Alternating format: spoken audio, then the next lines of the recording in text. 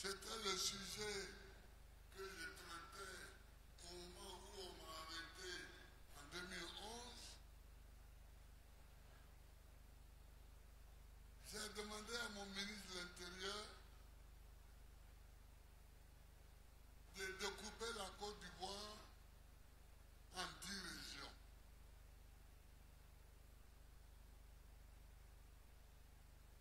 Il est venu me voir, il dit qu'il a travaillé, mais lui, il arrive à 12 régions. J'ai dit, c'est pas grave. Mais si on met en place les régions, il faut que dans chaque région, il y ait une université et un CHU. Il faut que dans chaque région, il y ait une université et un CHU. Ça, c'est pour donner la chance à tous les enfants du pays. C'est pour donner la chance à tous les enfants du pays. Il y a presque 4000 enfants qui ont le doctorat et qui sont au chômage. Est-ce que c'est normal? Est-ce que ça c'est normal?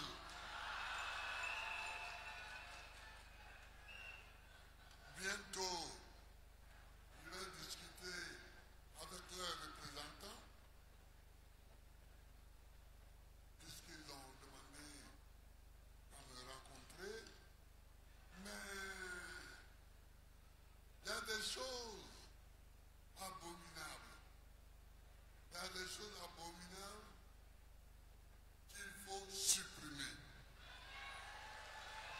Il y a des choses abominables qu'il faut supprimer.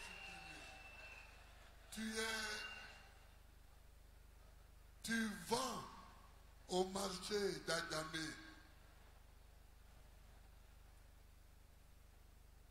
Tu vends des petits trucs au marché d'Adamé. Tu te bats pour que ton enfant aille à l'école. Tout ce que tu gagnes, tu mets dans l'école de ton enfant. Cet enfant-là, il va à l'école et il a un doctorat. Il revient au pays et il n'a pas de travail.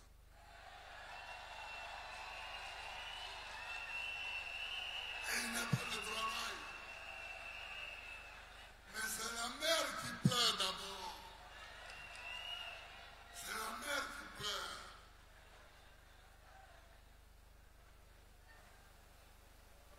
Vous voyez? Et c'est pourquoi j'ai dit qu'il y a des choses qu'il faut reformer, qu'il faut changer.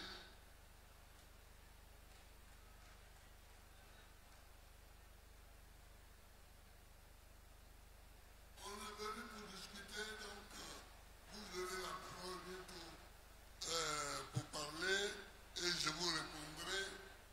Donc je ne vais pas être trop long. Mais je voudrais dire un mot sur les victimes. On a parlé longtemps des victimes. Moi, j'ai été à la haine. Le procès lui-même. Parce qu'ils m'ont amené là-bas, ils savent pourquoi. Donc, j'étais en prison sans procès. Et puis, le procès a commencé, j'ai été arrêté en 2011, avril. J'ai été emmené à La Haye en novembre 2011. Le procès a commencé en janvier 2016. Tout ce temps-là, j'étais là parce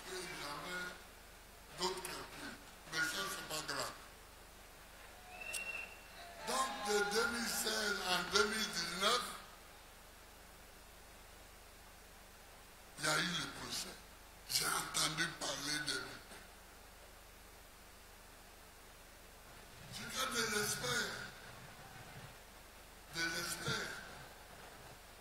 sont intervenus, ont trouvé que dans certaines tombes, le sang qui était n'était pas le sang d'homme, un sang d'homme. C'était le sang d'animaux. Bon. C'est pour comprendre après pourquoi le tribunal m'a acquitté rapidement, parce que il y avait des preuves tellement à Cocody, à Yopougon, à Abobo. À Abobo, il y a eu beaucoup de victimes. Je leur ai dit, Jacob, j'ai pris l'engagement quand j'ai accepté la candidature que me proposait mon parti. J'ai pris l'engagement que quand je deviendrai président, toutes les victimes seront dédommagées.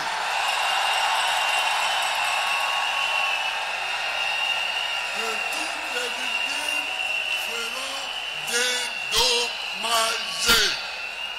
Je vous remercie. Honnête. Voilà. Je vous remercie.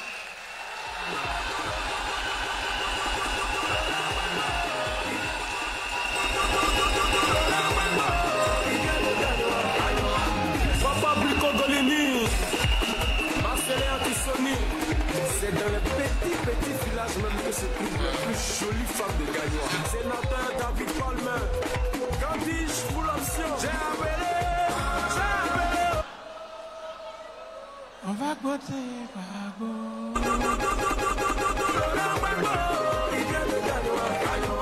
Merci. On va encore applaudir le président Laurent Gbagbo.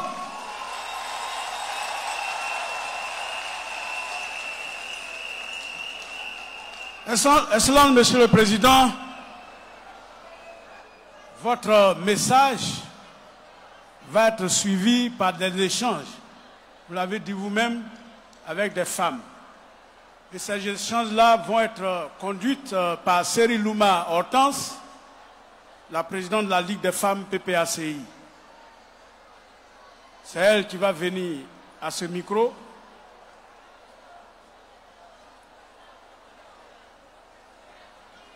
Pour permettre aux femmes de s'adresser directement à leur président. Hortense.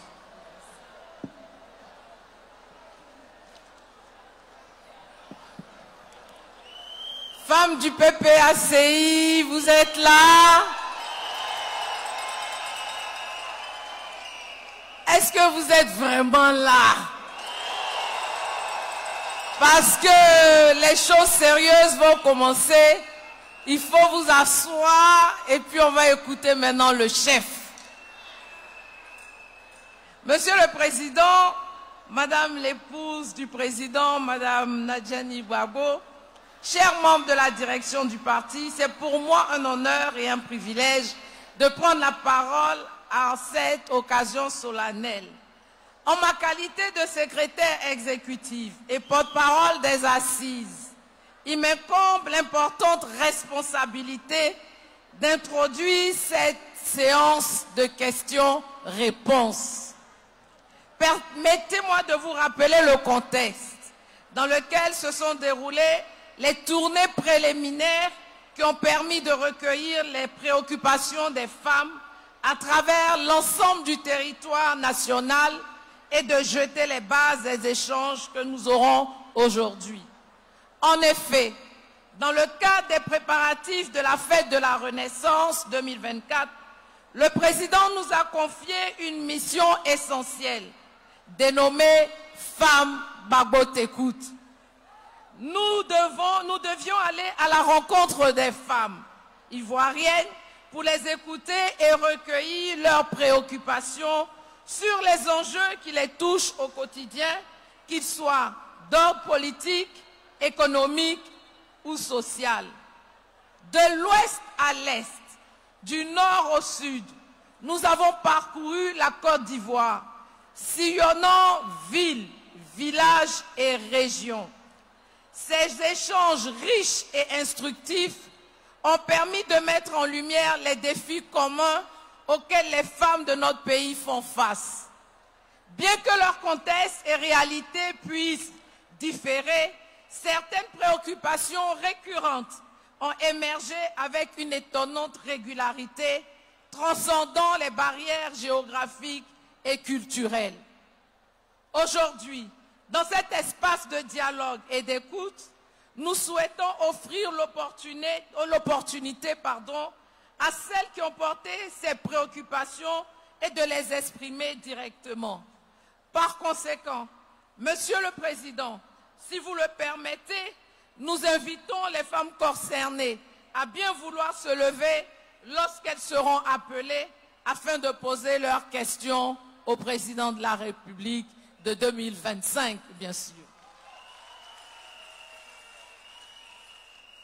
J'appelle donc Marie-Flore Akpo, cadre dans une entreprise privée à Abidjan, à poser sa question. Le micro, s'il vous plaît, à Marie-Flore, ici. Elle est là. Juste devant toi.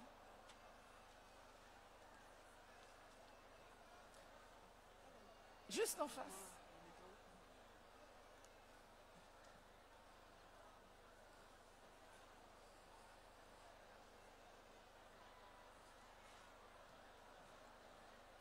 La régie.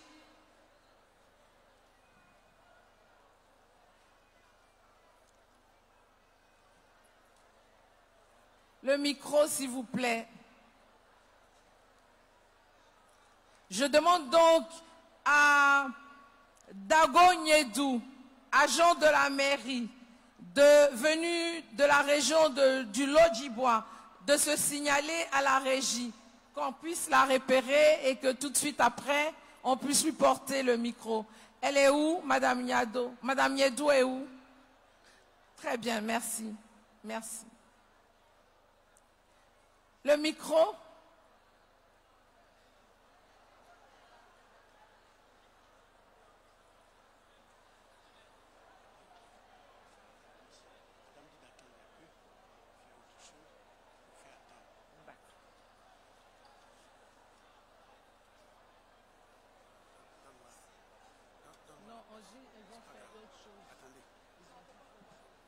Madame dit d'attendre. Madame dit d'attendre. Il y a trop de mouvements.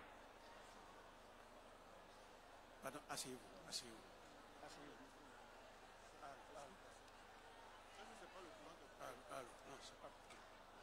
Alors, la régie, on va marquer juste une pause pour régler le micro et permettre à tous ceux qui sont en train de se déplacer de se rasseoir parce que la cérémonie n'est pas encore terminée.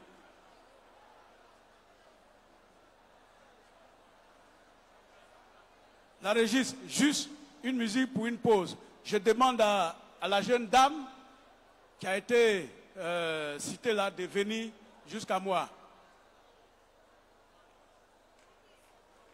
Un peu de musique à la régie. Allô. Allô.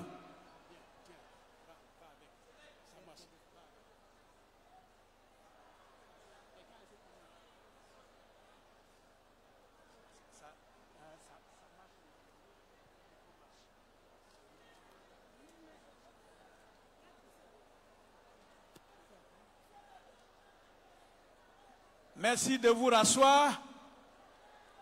La rencontre n'est pas encore terminée. Hortense, tu peux revenir.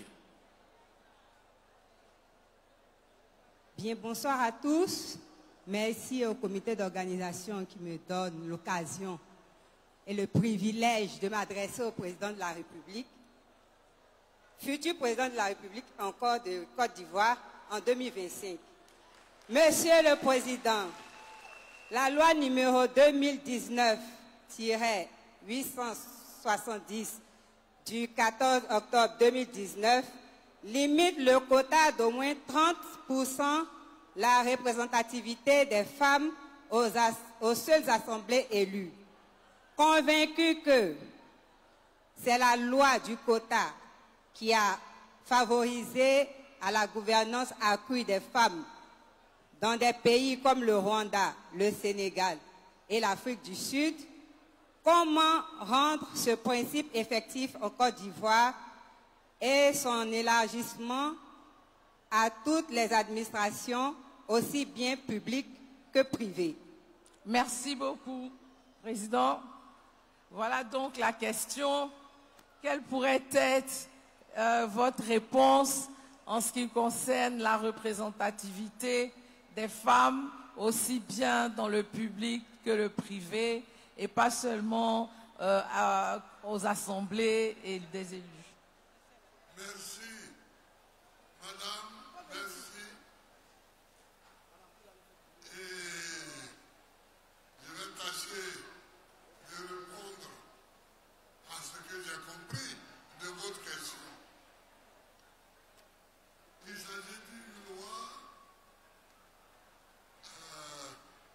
qui instaure un quota de 30% de femmes dans les assemblées, non? Voilà. C'est-à-dire au Sénat et à l'Assemblée nationale. Et puis, dans l'administration, vous avez dit. Voilà. Bon, d'abord dans l'administration, c'est difficile. C'est difficile d'envisager un quota si je dois affecter des professeurs au lycée classique.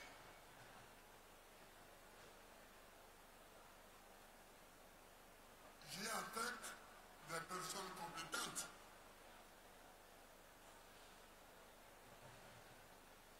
Des professeurs de mathématiques, des professeurs de physique, de chimie, de français, d'histoire. J'ai affecté des gens qui ont les diplômes. Il ne s'agit pas de quotas. Je ne peux pas faire des quotas.